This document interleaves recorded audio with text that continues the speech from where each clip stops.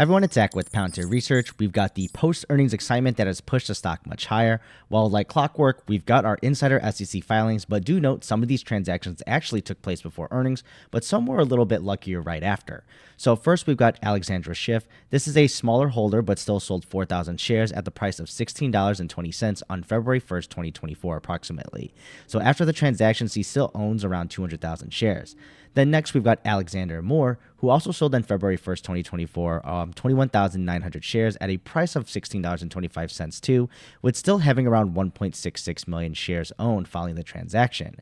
Now it gets a bit juicier though. We've got Ryan Taylor here, and he was able to sell 120,000 shares on February 6th or the day after earnings. But do note it's an approximate date here of sale, as you'll figure out from the price that he got. So for a total market value of $2 million on that many shares is around $16.72 a share.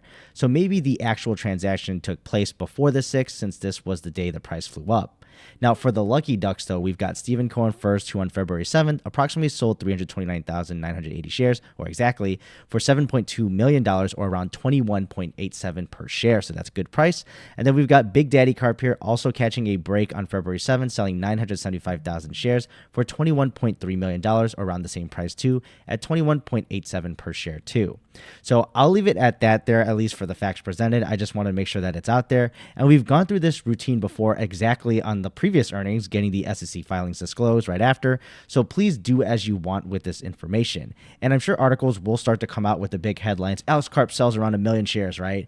But we know this is a small percentage of his actual holdings. And also, just because history repeats, though, we can't always assume the same events would unfold also with the same actions.